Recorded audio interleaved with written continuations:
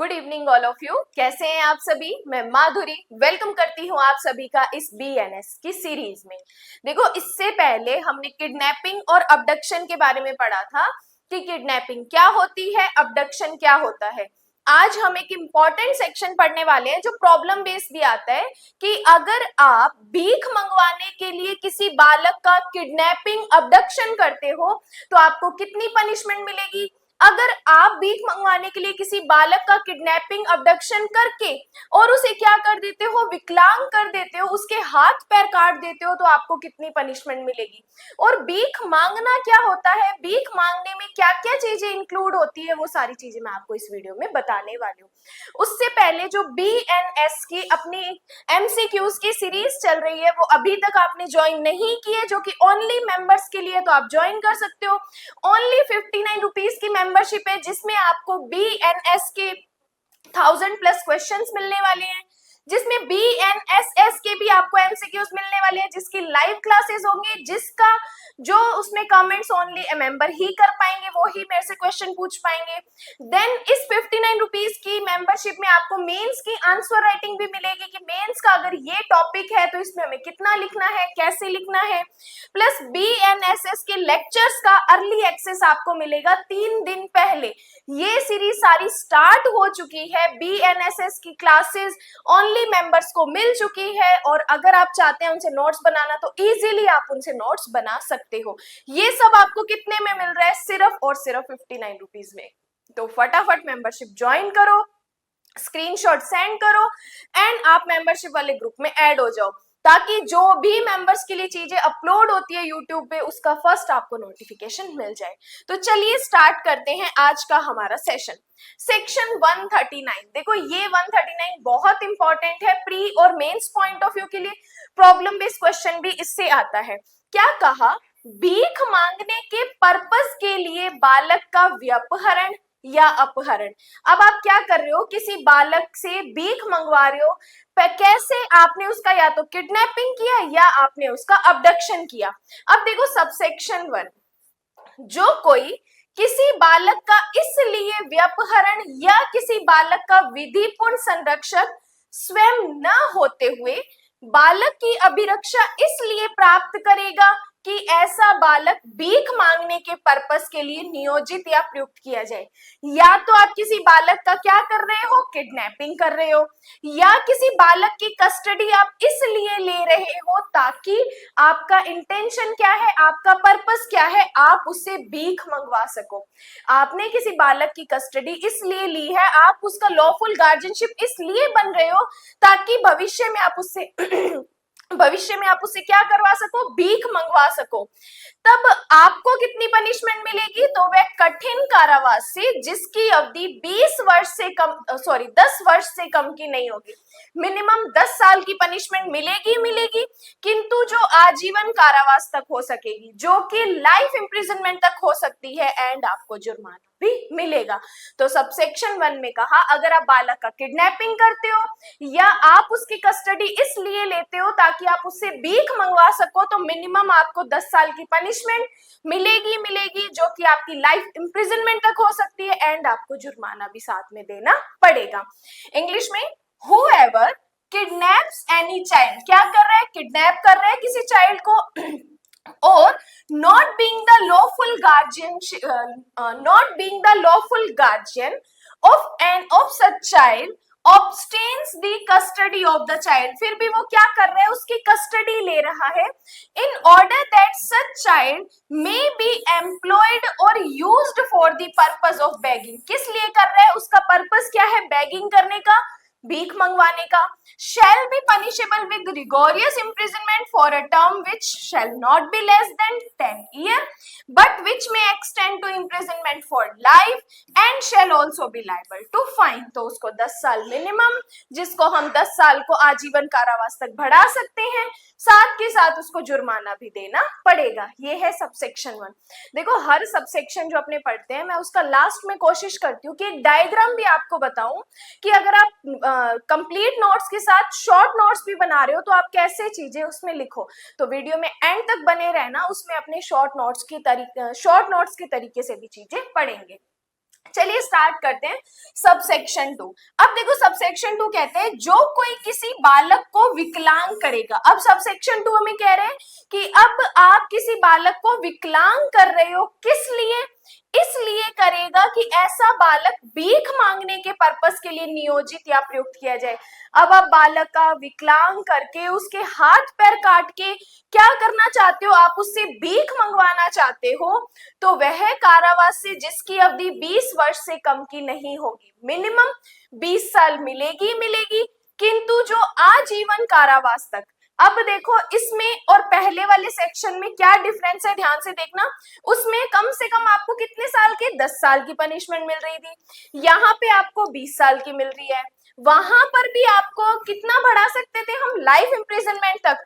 यहाँ पर भी हम 20 साल को आजीवन कारावास में बढ़ा सकते हैं, लेकिन चेंजेस क्या है? जिससे उस व्यक्ति के शेष प्राकृत जीवन काल कारावास अभिप्रेत है। मतलब कि अगर उसमें हमने लाइफ इम्प्रिजनमेंट दी, अगर उसका बिहेवियर अच्छा रहा, कुछ भी इन फ्यूचर उसको कोई बेनिफिट मिलता है, वो यहाँ पे कोई बेनिफिट नहीं मिलेगा। अगर उसने बालक को विकलांग किया किस लिए? भीख मंगवाने के लिए, और उसको आजीवन कारावास मिली, तो उसकी होल लाइफ काउंट होगी। इन फ्यूचर उसको कोई बेनिफिट नहीं मिलने वाला। क्या हुआ? अभिप्रेत तब तक की हो सकेगी और जुर्माने का भी दंडदायी होगा। तो यहाँ पर अगर आप भीख मांगने के लिए किसी बालक को विकलांग करते हो, तब आपको मिनिमम 20 साल की पनिशमेंट, मैक्सिमम LI जो कहां तक? उसके शेष प्राकृत जीवन काल तक होगी, एंड साथ के साथ आपको जुर्माना भी देना पड़ेगा। कि whoever maims any child in order that such child, देखो मेम्स क्या? विकलांग करने के लिए। Order that such child may be employed or used for the purpose of begging। आपका मेम्स करने का पर्पस क्या है? बेगिंग करवाना। Shall be punishable with imprisonment which shall not be less than 20 year। कितना?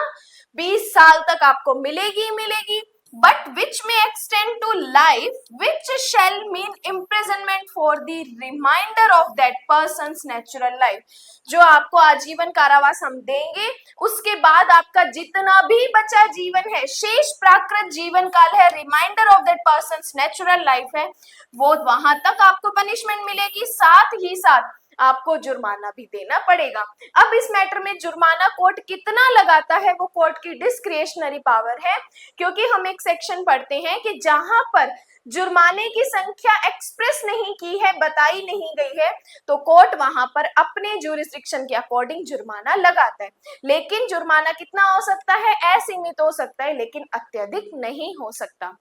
तो सबसेक्शन 1 में हमने भीख मांगने के लिए बच्चे की किडनैपिंग की, सबसेक्शन 2 में हमने विकलांग करके बच्चे से भीख मंगवाने के लिए कोशिश की, तो 20 साल और लाइफ इम्प्रिजनमेंट की पनिशमेंट आपको मिलेगी।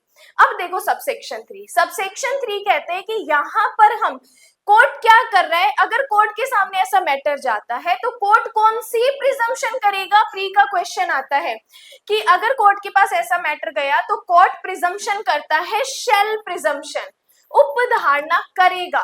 मतलब कोर्ट ये मानकर चलेगा कि यस, इस पर्सन ने इस बच्चे की किडनैपिंग अबडक्शन किस लिए की है? भीख मांगने के लिए की है, या इसने इसको विकलांग किया है तो इसका पर्पस था भीख मंगवाना।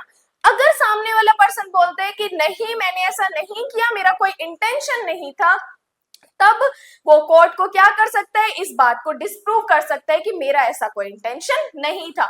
क्योंकि शेल प्रिजम्पशन हम BSA के सेक्शन 2 में पढ़ते हैं, और इस प्रिजम्पशन के बारे में जो पुराना एविडेंस एक्ट है उसके सेक्शन 4 में पढ़ते हैं। तो शेल प्रिजम्पशन क्या होता है, आप वहां से भी चीज समझ सकते हो। बाकी BSA की भी मैंने डेफिनेशन क्लोज की सारी वीडियो बनाई हुई है, वहां से भी आप सारे may presumption, shall presumption, conclusive proof सारी चीजें समझ सकते हो। देखो क्या कहा सबसेक्शन 3, जहां की कोई व्यक्ति जो बालक का विधिपूर्ण संरक्षक नहीं है, लॉफुल गार्जियन नहीं है, उस बालक को भीख मांगने के पर्पस के लिए नियोजित या प्रयुक्त करेगा, वहां जब तक कि तत्प्रतिकूल साबित न कर दिया जाए, मतलब जब तक इस चीज को डिस्प्रूव न कर दिया जाए, यह उपधारणा की जाएगी। अंडरलाइन कर लो, हिंदी वालों उपधारणा की जाएगी कि उसने इस उद्देश्य से, उसका ऑब्जेक्ट क्या था, बालक का व्यपहरण किया था, उसने इस ऑब्जेक्ट से बालक का किडनैप किया था, या अन्यथा उसकी अभिरक्षा प्राप्त की थी कि वह बालक भीख मांगने के पर्पस के लिए नियोजित या प्रयुक्त किया जाए। तो यहाँ पर अगर कोर्ट के पास मैटर आता है तो कोर्ट यहाँ पे ये प्रिजम्पशन करेगा, शेल प्रिजम्पशन करेगा कि उसका ऑब्जेक्ट क्या था, किडनैपिंग करने का, या उसका ऑब्जेक्ट क्या था, किडनैपिंग करने का, ताकि वो भीख मंगवा सके। और यहां पर कोर्ट ने शेल प्रिजम्पशन की है। देखो इंग्लिश में, where any person not being the lawful guardian of a child employs or uses such child for the purpose of begging, it shall, underline करो इंग्लिश वालों, इट शैल बी प्रिज्यूम्ड, क्या की जाएगी, shall presumption की जाएगी, unless the contrary is proved that he kidnaps or otherwise obtained the custody of such child in order that such child might be employed or used for the purpose of begging. जब तक वो इस चीज को disprove नहीं कर देता कि मेरा इंटेंशन कोई बेगिंग करवाने का नहीं था, अगर वो ये चीज प्रूव कर देता है कि यस उसका इंटेंशन बेगिंग का नहीं था, तो कोर्ट यहाँ पे उसको पनिशमेंट नहीं देगी।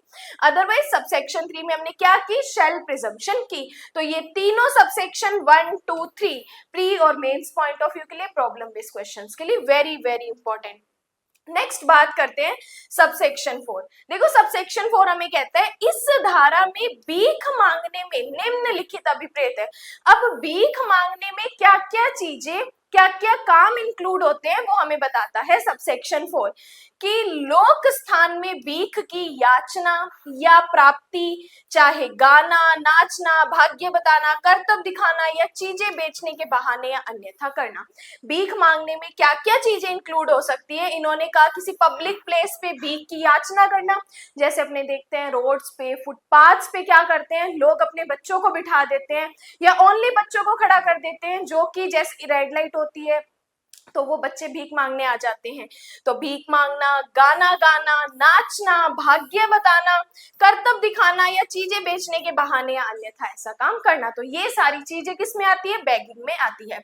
इन this section begging means soliciting or receiving alms in a public place whether under the pretense of singing, dancing, fortune telling, performing tricks or selling articles of otherwise। जैसे देखते हैं ना अपने पेन लेके आ जाते हैं बच्चे, फ्लावर्स लेके आ जाते हैं, तो ये सारी चीजें क्या होती है, भीख मांगने वाली होती है। तो ये सब क्या करते हैं, एक क्रिमिनल ऑफेंस करते हैं। देखो जरूरी नहीं है कि हर बार जो किया जाए वो अपराधी है, कई बार मजबूरी भी ऐसा काम करवाती है ना, लेकिन यहाँ पर मेन क्या होता है, इंटेंशन देखा जाता है कि वहां पर उस पर्सन का ये काम करवाने का इंटेंशन क्या है। तो इसलिए हर जगह अगर बीएनएस एप्लीकेबल करनी है तो हमेशा इंटेंशन मस्ट होता है, इंटेंशन मस्ट होता है अपराध करने के लिए। अब देखो सेकंड कहता है भीख की याचना या प्राप्ति करने के पर्पस से किसी निजी परिसर में प्रवेश करना। अगर आप क्या कर रहे हो, भीख मांगने के लिए किसी के घर में ही एंटर हो जाते हो तो वो भी भीख मांगने में इंक्लूड होता है। Entering on any private premises of the purpose of soliciting or receiving arms. तो भीख मांगने के लिए अगर आप किसी पब्लिक प्लेस पे, किसी प्राइवेट प्लेस पे भी आते हो तो वो भी इसी में इंक्लूड होती है। थर्ड कहते हैं भीख अभिप्राप्त या उद्यापित करने के उद्देश्य से अपना या किसी अन्य व्यक्ति का या जीव जंतु का कोई व्रण, घाव, क्षति, निरुक्ता या रोग अभिदर्शित या प्रदर्शित करना। कि आप भीख मांगने के लिए क्या कर रहे हो, किसी बालक का हाथ दिखा रहे हो कि देखो इसको चोट लगी हुई है, प्लीज कुछ पैसे दे दीजिए। किसी जीव जंतु की हेल्प लेके आप उसको कोई ऐसा आपने घाव दिया है वो दिखाकर आप पैसा ले रहे हो, तो वो भी क्या होती है, बेगिंग होती है। exposing or exhibiting with the object of obtaining or extorting alms any sore, wound, injury, deformity, disease, whether or himself of any other person or of an animal। तो या तो आप अपना यूज करके या एनिमल का यूज करके अगर आप भीख मांग रहे हो तो वो भी इसी सेक्शन में इंक्लूड होगी। फोर्थ कहते हैं भीख की याचना या प्राप्ति के पर्पस से बालक का प्रदर्शित के रूप में प्रयोग करना। बालक को दिखा के कि ये मेरा बच्चा बीमार है, मेरे बच्चे को चोट लगी हुई है और आप भीख मांगते हो, तो वो भी इसी सेक्शन में इंक्लूड होगी। Using such child as an exhibit for the purposes of soliciting or receiving arms. तो ये भी भीख मांगने में सारी चीजें इंक्लूड होती है। तो भीख मांगने में क्या क्या काम, क्या क्या बातें इंक्लूड होती है, वो हमें ये 4 पॉइंट से बताया है। उसके बाद देखो, अब इस सेक्शन को हम शॉर्ट में समझते हैं कि अगर आप भीख मंगवाने के लिए, भीख मांगने के लिए किसी बालक की किडनैपिंग करते हो, उसका विकलांग करते हो, उसको क्या कर रहे हो, कोई घाव दे रहे हो, इंजरी कर रहे हो, तो आपको इस सेक्शन 39 में पनिश किया जाएगा। हमें 3 सबसेक्शन बताए हैं, चौथा सबसेक्शन भी हमारा था भीख मांगने वाला, ठीक है, लेकिन मैंने उसको थोड़ा एक्स्ट्रा बता दिया अगले पॉइंट में कि भीख मांगने में क्या क्या चीजें इंक्लूड होती है। पहला हमें कहते हैं भीख मांगने के लिए अगर आप किडनैपिंग कर रहे हो तो आपको कितनी पनिशमेंट, मिनिमम आपको 10 साल की पनिशमेंट मिलेगी, मैक्सिमम लाइफ इंप्रिजनमेंट तक मिल सकती है, एंड आपको जुर्माना भी मिलेगा। कि अगर आप क्या कर रहे हो, बैगिंग के लिए किसी पर्सन की किडनैपिंग कर रहे हो, तो आपको मिनिमम 10 साल, मैक्सिमम एलआई एंड जुर्माना आपको मिलेगा। सबसेक्शन 2 कहते हैं कि अगर आप भीख मांगने के लिए, भीख मंगवाने के लिए किसी बालक को विकलांग कर रहे हो, मेम्स कर रहे हो, तो आपको कितनी पनिशमेंट मिलेगी, मिनिमम 20 साल आपको मिलेगी मिलेगी, जो मैक्सिमम लाइफ इंप्रिजनमेंट तक हो सकती है, जिसमें आपकी होल लाइफ, शेष प्राकृत जीवन आपका काउंट होगा, एंड आपको साथ में जुर्माना भी देना पड़ेगा। सबसेक्शन 3 कहते हैं कि अगर कोई कोर्ट के पास मैटर ऐसा आता है तो कोर्ट क्या करेगा, कोर्ट इसमें शेल प्रिजम्पशन करते हैं कि यस, इस पर्सन का ऑब्जेक्ट क्या था, भीख मंगवाना था, बेगिंग करना था। उसके बाद बात करते हैं सबसेक्शन 4 की। सबसेक्शन 4 हमें कहता है भीख मंगवाने में या भीख मांगने में क्या क्या चीजें इंक्लूड होती है। जैसे अगर आप पब्लिक प्लेस पे भीख मंगवाते हो तो वो भी इसी में इंक्लूड होगा, प्राइवेट किसी प्लेस पे एंट्री करवा रहे हो भीख मांगने के लिए तो वो भी इसमें इंक्लूड होगा, कोई अपने शरीर का कोई घाव या जीव जंतु का कोई घाव दिखाकर आप पैसे मांग रहे हो तो वो भी भीख मांगना होगा, या किसी बालक को दिखाकर आप क्या कर रहे हो, भीख मांग रहे हो, तो वो भी इसी में इंक्लूड होगा। किसी बालक को प्रदर्शित करके अगर आप भीख मांग रहे हो तो वो सारे काम किस में इंक्लूड होंगे, इसी भीख मांगने में इंक्लूड होंगे। तो ये सेक्शन 139 हमारे लिए वेरी इंपॉर्टेंट सेक्शन है, क्योंकि इसमें से हमारा प्री, मेंस और चाहे तो इंटरव्यूअर पनिशमेंट से भी आपसे क्वेश्चन पूछ सकता है। तो ये सारी चीजें हमारे लिए वेरी इंपॉर्टेंट है। इसके बाद हम आगे के सेक्शंस को कंटिन्यू करेंगे। आगे के सेक्शंस हमारे लिए बहुत इंपॉर्टेंट है, तो सीरीज को आप लाइक किया करो, और अगर आपको चीजें क्लियर हो रही है, नोट्स बना रहे हो, तो आप मुझे कमेंट्स भी किया करो। और अदरवाइज आप एमडी लॉ क्लासेस के पेड बैचेस ज्वाइन करना चाहते हो तो वो भी आप कर सकते हो। स्क्रीन पे नंबर दिया हुआ है, इस नंबर पे आपको जिस भी स्टेट की जुडिशरी की क्लासेस ज्वाइन करनी है, सिंगल सब्जेक्ट ज्वाइन करना है, तो उसमें भी आप मुझे कांटेक्ट कर सकते हो। कि आज के लिए धन्यवाद।